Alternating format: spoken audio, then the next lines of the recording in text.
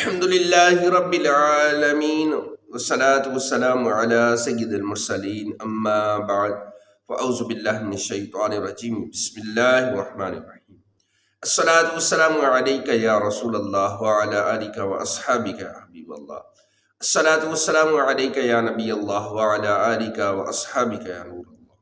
فرمان مصطفیٰ صلی اللہ علیہ وسلم ہے کہ تم اپنی مجالس کو، محافل کو مجھ پر درود پاک پڑھ کر آراستہ کیا کرو، بے شک تمہارا مجھ پر درود پاک پڑھنا بروز قیامت تمہارے لیے نور ہوگا۔ سبحان اللہ۔ اللہ تبارک و تعالی ہم سب کو کثرت سے درود و سلام پڑھنے کی توفیق عطا فرمائے۔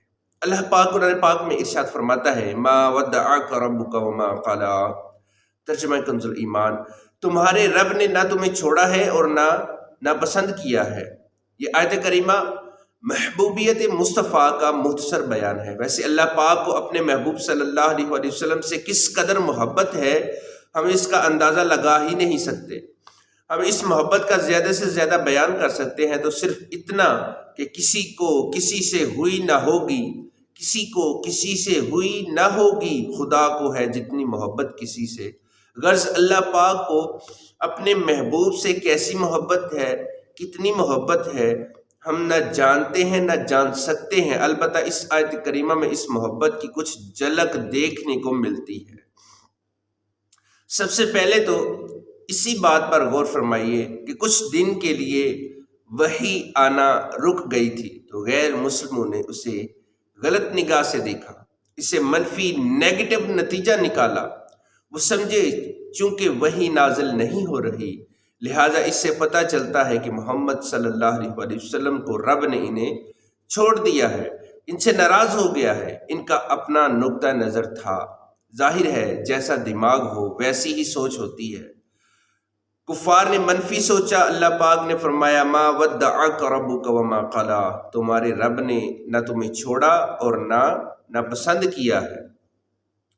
اب یہاں جو سمجھنے کی بات ہے وہ یہ کہ اللہ پاک نے کفار کا تو رد فرما دیا کہ وحی کا کچھ دن کے لیے رک جانا اس لیے نہیں کہ اللہ پاک نے آپ کو چھوڑ دیا ہے، بلکہ اس کی حکمتیں کچھ اور ہیں۔ اب وہ حکمتیں کیا ہیں؟ علماء کرام نے فرمایا وحی اترنا معمولی بات نہیں ہے۔ اللہ پاک نے قرآن کریم میں بتایا کہ اگر یہ قرآن پہاڑ پر اتار دیا جاتا تو اس کے بوجھ سے پہاڑ ریزہ ریزہ ہو جاتا، یعنی وحی آنا اتنا باری ہوتا ہے۔ لہٰذا اللہ پاک نے اپنے محبوب صلی اللہ علیہ وسلم پر یک بارگی یعنی ایک ہی ساتھ وحی نازل نہ فرمائی، بلکہ پہلے وحی آنا شروع ہوئی، پھر کچھ عرصے کے لیے روک لی گئی، پھر وحی شروع ہوئی، پھر کچھ دن کے لیے رک گئی، یوں رفتہ رفتہ وحی کا سلسلہ کیا گیا۔ کیوں؟ تاکہ محبوب صلی اللہ علیہ وسلم کو مشقت نہ ہو، دل مبارک پر بوجھ نہ بڑھے، قلب اقدس کو اطمینان و سکون بھی رہے اور شوق وحی بھی بڑھتا رہے۔ اللہ غور فرمائیے کہ اللہ پاک کو اپنے محبوب صلی اللہ علیہ وسلم سے کیسی نرالی محبت ہے۔ محبت ذیشان محبوب ذیشان صلی اللہ علیہ وسلم کے دل پر مبارک پر بوجھ پڑے، آپ صلی اللہ علیہ وسلم کو مشقت ہو، اللہ پاک کو یہ بھی ہرگز گوارا نہیں ہے۔ لہٰذا رفتہ رفتہ وحی کا سلسلہ جاری کیا گیا۔ واہ کیا مرتبہ ہوا تیرا، واہ کیا مرتبہ ہوا تیرا، تو خدا کا خدا ہوا تیرا۔ ایک عالم خدا کا طالب ہے، ایک عالم خدا کا طالب ہے اور طالب خدا ہوا تیرا۔ سبحان اللہ۔ سورہ طٰہٰ میں اللہ پاک فرماتا ہے ما انزلنا علیک القرآن لتشقی، ترجمہ کنز ایمان، اے حبیب ہم نے تم پر قرآن اس لیے نہیں نازل فرمایا کہ تم مشقت میں پڑ جاؤ۔ اللہ اکبر، کیا شان ہے میرے محبوب آقا مکی مدنی مصطفیٰ صلی اللہ علیہ وسلم کی۔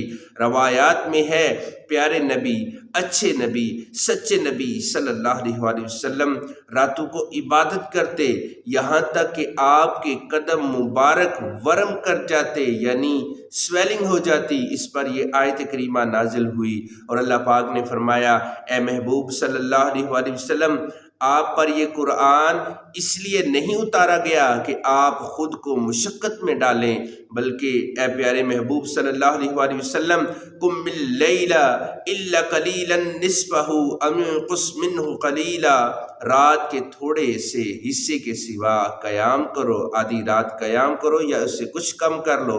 حکیم الامت مفتی احمد یار خان نعیمی رحمۃ اللہ تعالی علیہ سورہ طٰہٰ کی تفسیر میں فرماتے ہیں کہ دوسروں کو اعمال زیادہ کرنے کا حکم ہے، مگر حضور صلی اللہ علیہ وآلہ وسلم کو اعمال کم کرنے کی ہدایت ہے۔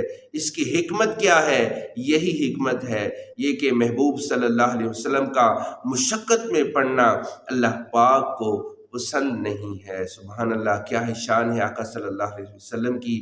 اللہ پاک آقا کے صدقے ہمیں آقا کی سچی محبت نصیب فرمائے، توجہات مصطفیٰ صلی اللہ علیہ وآلہ وسلم نصیب فرمائے، آمین بجاہ نبی الامین صلی اللہ علیہ وآلہ وسلم۔